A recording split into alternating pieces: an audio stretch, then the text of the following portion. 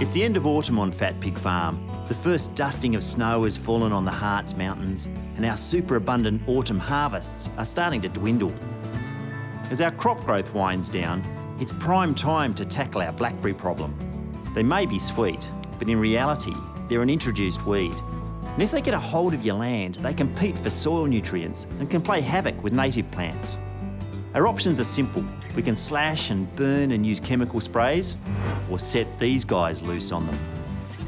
Blackberry leaves are actually a bit of a herb for goats. They're high in tannin and they're high in other nutrient which helps them with their parasite burden. Right.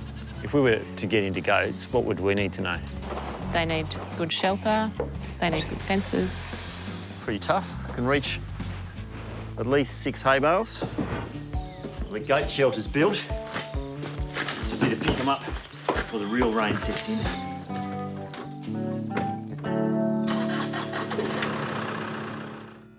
My name is Matthew Evans. After years as a big city food critic, I bought a farm in Tasmania to better understand what I eat by growing it myself. I built a restaurant right at the top of the farm, but now I want to get a better understanding of what I eats. This means starting from the ground up to improve the health of our soil, our farm, and our food for generations to come. From foodie to farmer to chef to rehabilitator of the land. How hard can it be?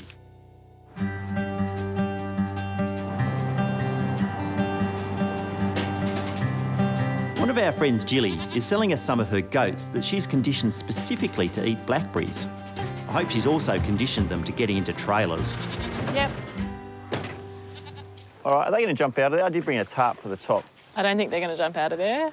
But because it's as high as it... It might be nice to put a tarp over the front. So they don't get so bashed by the breeze. So there's a bit less wind and a bit less stress when they're travelling. Yeah, sure. And they can't get out of this paddock.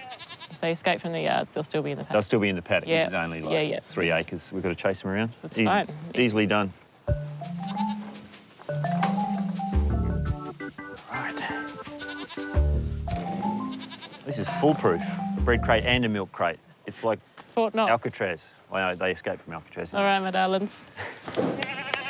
That's the way. Up you hop, up you hop, up you hop, up you hop. That's the way, that's the way, that's the way. All right. You want to grab your tailgate? I had Why'd you make it so easy? so little faith that that was going to happen so easily. Beautiful.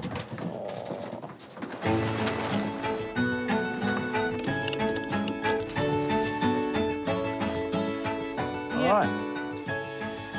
Okay, well, wish me luck.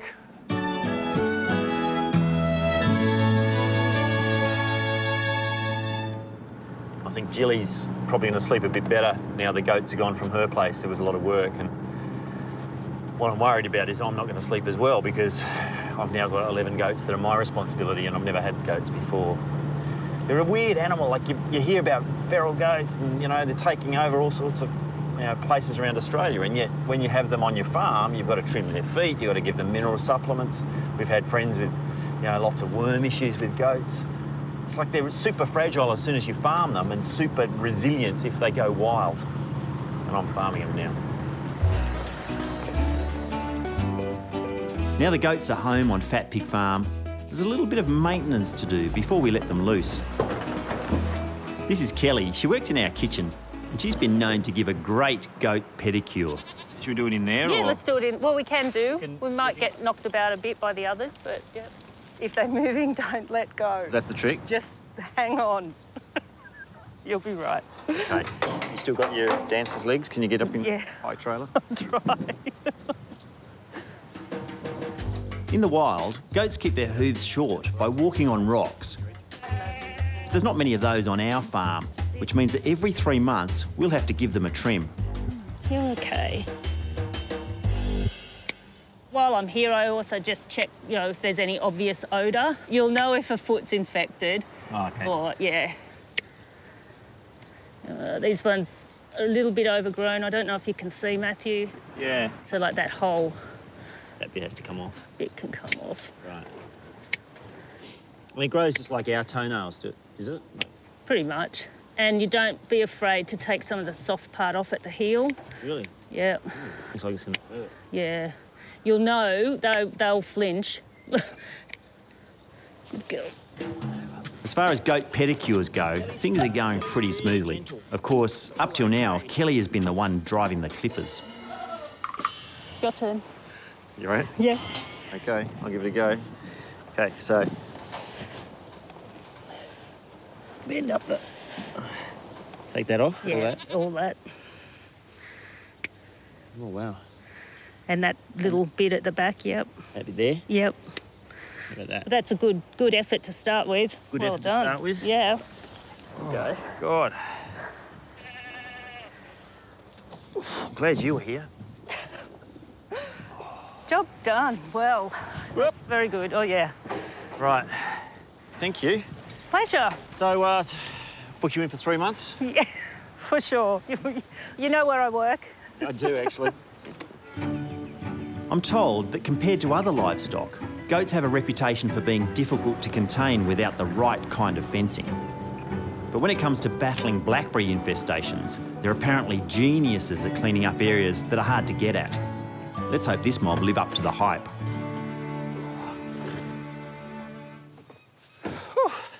There you are, new home.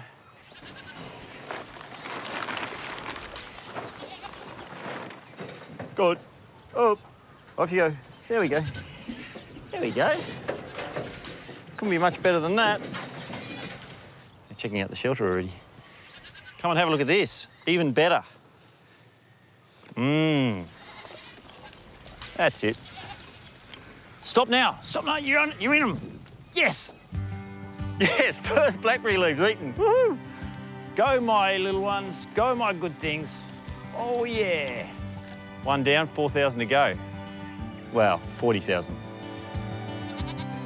With the goats starting in on the huge job of cleaning up the farm's paddocks, I can get back to work cleaning up our garden. And seeing as it's now the end of autumn, there's one veggie I've been waiting to pick for months.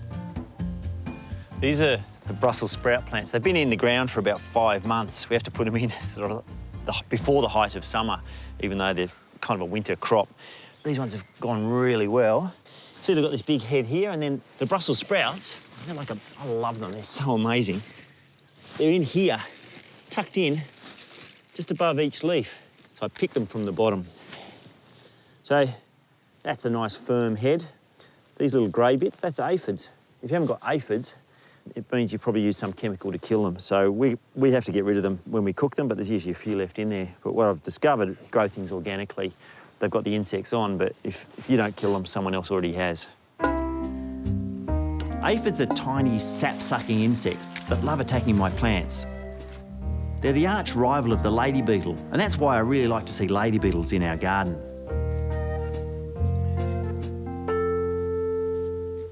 These Brussels sprouts are looking absolutely glorious. I was actually going to cook them straight away, see how they are straight from the garden, in the garden.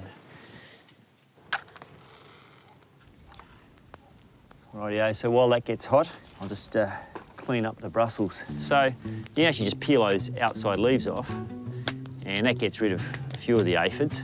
But as you go under, you actually find the first couple of layers you end up with more. So I have to trim them. If I was in the kitchen at home, I'd soak them in water and actually wash a lot of those out. So, get my pan warming up, and a bit of pork fat in there. Now, I grew up with Brussels sprouts, and my mum's a great cook. Hey, Mum. But one of the things she wasn't great with growing up was Brussels sprouts, I have to say. I didn't love them until I was in my 20s, and I discovered duck fat and pork fat to cook them in. This cut side, sit that in the pan and brown that. And I reckon when you brown these kind of things, even if you take cabbage and brown cabbage, you actually get a nicer flavour. Get that lid on.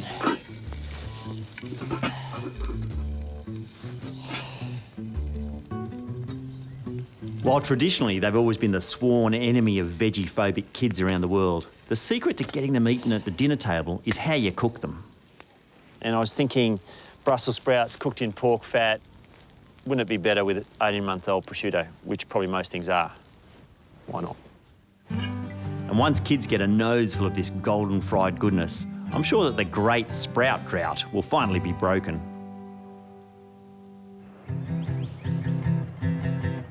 Transforming a farm like ours from 200 years of old-fashioned, wasteful agriculture into a well-thought-out and sustainable property based on regenerative agriculture means that we need to do whatever we can to manage our water when it rains and plant the kind of vegetation that literally feeds the ground the nutrients it needs. So part of our plan is to put in a native garden around the restaurant.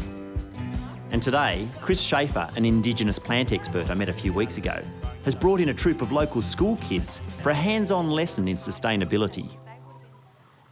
We're gathering on the land of the Aboriginal people of this island of Troina, and in our work today and fun, we're honouring those that have lived sustainably here. We thank Sadie and Matthew for making available this land for us to continue learning culture. So this is our garden, so it's 2 acres, but we also grow things from seed or from seedling. So we propagate them, so that's where you're actually growing stuff and trying to get roots on it so you can plant it out. This is our propagation house, we call it the nursery. So the blackwoods will actually give nitrogen to the soil. They've got little nitrogen nodules on them, so they'll be helping the soil. This, of course, is the hands-on part of the day. Handy workers, this mob. We've got the bush mint, which we've just done some propagating of that one. And what I'm going to do is put the native pepper, mountain pepper, over there. Some of this right now. You can try it, but where's the glass of water for you? You'd have to be brave to eat a whole pepperberry, but that's not going to stop this young gun. That is real hot. The way to cool it down is to eat a second leaf.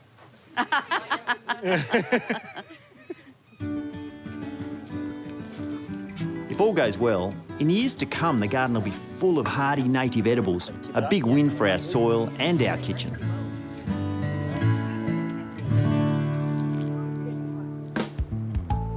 Winter is only a few weeks away, and in Tassie, that always means heavy rain. So Sadie and I need to get started on how to set up the farm properly to manage our water flow.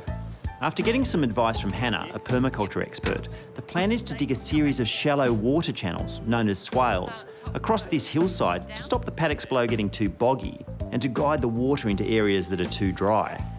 So I thought we'd build a swale that goes out and drains out of this gully and drains out, I guess, over near that bathtub over there. Okay. To make this work, the swales have to be dug at a precise angle for water flow. So we've borrowed a laser level that will help Sadie and I get the slope right. Ooh. So now what we're going to do is find the contour line. So you're going to take this. This is now in the right spot for that thing to read it. Yep. So if you bring it over here. Do we need to put a post in there, though, so we know exactly where I was? And then we just have to drop 25 centimetres every 10 metres. metres. Yep. To have a slight fall so Have a the slight water fall. doesn't bank up in it. It actually runs out the bottom end. Yep. All right. So I should pace out 10 metres. 1, 2, 3, 4, 5, 6, 7, 8, 9, 10, somewhere here. There we go. Perfect. 1, 2, 3, 4, 5, 6, 7, 8, 9, 10. Is that going to be close enough for Mr. Digger? Yeah, because if you imagine, he's got a great big digger, and then you just wanted it to go. And then you can just spoon it out to there or whatever. Yep, great. 19 to go. We don't have enough stakes.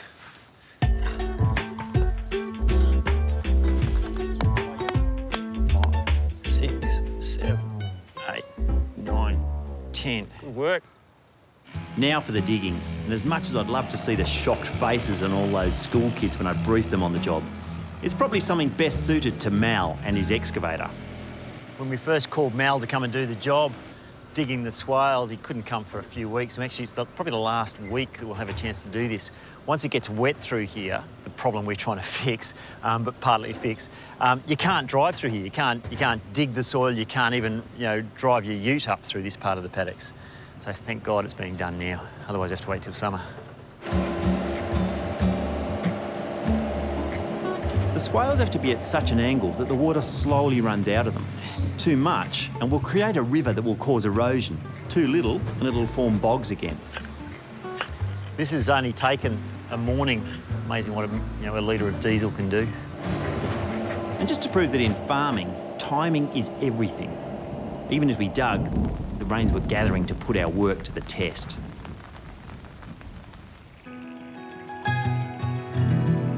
At the end of autumn, the sun sits a little lower in the sky and the rains become more frequent as they set in over the winter.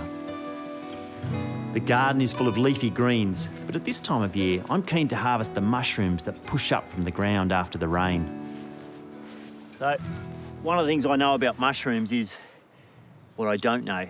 Mushrooms that I don't recognise, that I don't know the name of, unless I'm absolutely certain, then I'm not picking them and I'm definitely not eating them.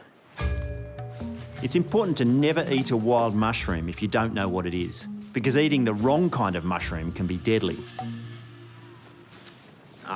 And here's one. And this mushroom I'm going to pick, partly because I can see what it's growing near, and it's growing near nothing. It's growing in the middle of a paddock, and it looks like a field mushroom.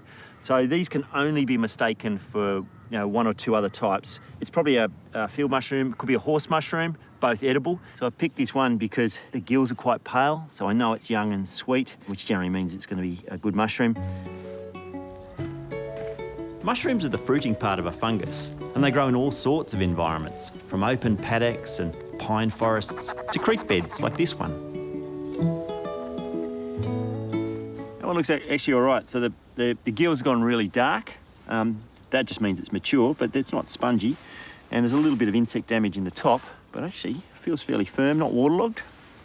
I might take that, give that a go. Whoa. Love the smell of mushrooms. Mushrooms are great when they're fresh, but if you really want to get the most out of what you've picked, when you dry them, their meaty flavours become really concentrated. First though, it's important to clean them properly. Rightio. So these are the mushrooms I just picked. The only thing that you could be mistaken for these mushrooms is a thing called a yellow stainer. So, there's no obvious yellow staining. This one's got a slight colour on it. Yellow stainers actually smell really bad when you cook them, or you can put them in a bag, a plastic bag, for 15 minutes and actually inhale the smell. And if it smells awful, it's one of the few mushrooms that actually tells you by smelling awful it's not going to be nice. Anyway, these ones are going to need a bit of a clean up. And you never wash them. Normally you give it a bit of a dust, pull these little bits off. If you dip this mushroom into water to wash it, you get rid of a whole bunch of grit and you'd ruin the mushroom. It would start to degrade really quickly and be pretty awful. So autumn's the mushroom season, but these horse mushrooms you can actually get quite a bit in spring. We find them in late spring. They go right in the middle of the paddocks. I reckon we should dry these. They're just a little bit far gone, but I reckon they'll be really nice dried. So I cut fat wedges, because by the time they dehydrate, they end up very thin and meagre. You can actually dehydrate them in like a dehydrator that you buy in a shop, but I've got this wood oven that's cooling, so I might as well just put them in there and they can just dehydrate slowly over the next few hours. The horse mushrooms don't taste as good as your normal field mushrooms. And so what happens if you dehydrate them, you actually condense the flavour, you intensify the flavour. So when you go to use them, they taste brilliant. Rightio, they can go in the oven till they're dehydrated. This can be done in any normal oven at about 120 degrees for 3 hours. Or better yet, a pizza oven. While the horse mushrooms are drying, I've got a few Japanese mushrooms growing in the garden as well. This is amazing. These are shiitake logs from at least 2, maybe 3 years ago. Got some shiitake logs just here. Got a couple. A few years ago, we visited mushroom guru Will Borowski to learn how to grow the Japanese shiitake. Some mushrooms just grow in dirt. Yep. Can you grow these in? No, these ones need wood. So most of the ones I grow are wood lovers. These are heaps easier to grow because you don't have to make a special compost. It's just wood. Look at this. A couple of mushrooms ready to go.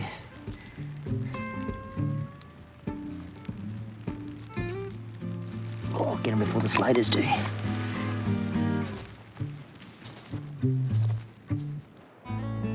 Shiitake mushrooms have a meaty texture and cooking brings out their earthy, smoky flavour. I want to try something a little different with these mushrooms, and I've set up the wok burner on the deck for some lunch. Well, these mushrooms, the shiitake that I got off the log, and then these are the little dried mushrooms. They've come up really well. Wouldn't mind making a little bean dish. So, these smell so good. So I'm going to just pop them in a little bit of water. So I want to do a stir fry. I'm going to make it quite garlicky. And then I've got these lovely beans. These are scarlet runner beans. They grow really well in this climate. Then I'm just going to stir fry the beans with a tiny bit of pork. Sounds like the rain started. So these shiitakes look pretty good, fairly clean because they've been growing on logs, not in the dirt. Might just cut them into quarters.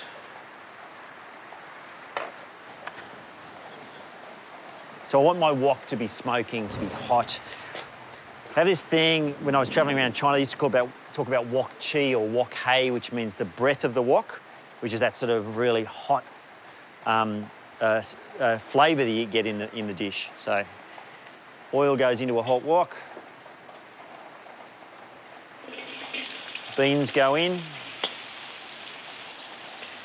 Between the sizzle of the wok and the sound of the rain on the roof, it's quite a noisy job. And I put some of the pork in. Ooh.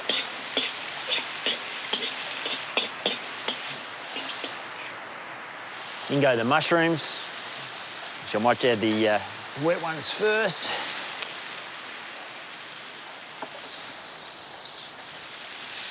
In go the shiitakes. Just going to add a touch of oyster sauce. And then the mushroom liquid.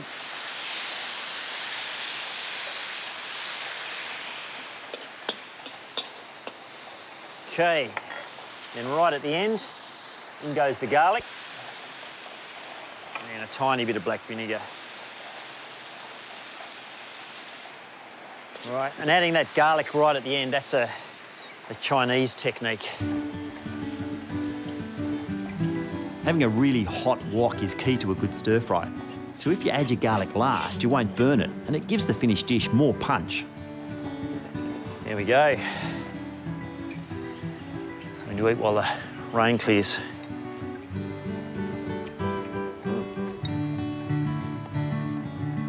I don't know what happens when you dry mushrooms, but it changes the flavour. Dry them, rehydrate them, it's not the same as the original fresh mushroom. Better.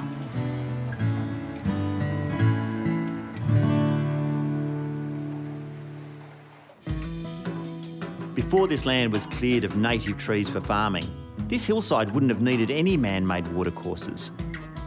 The trees would have stopped any serious soil erosion themselves.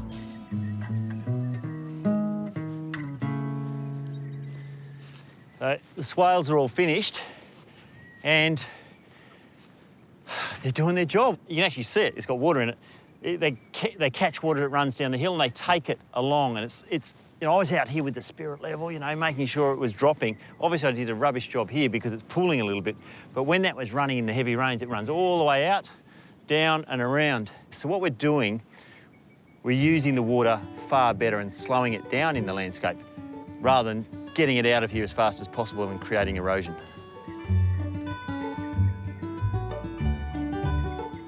Now they're here, I'm thinking, this is stuff that will exist long past my lifetime, probably my son's and our grandchildren's lifetime. The fact that if this works, if we slow the water down and we grow more stuff on this piece of land using this system, no one's going to change this. This will exist for 100, 200, 300 years. They might even put more of them in.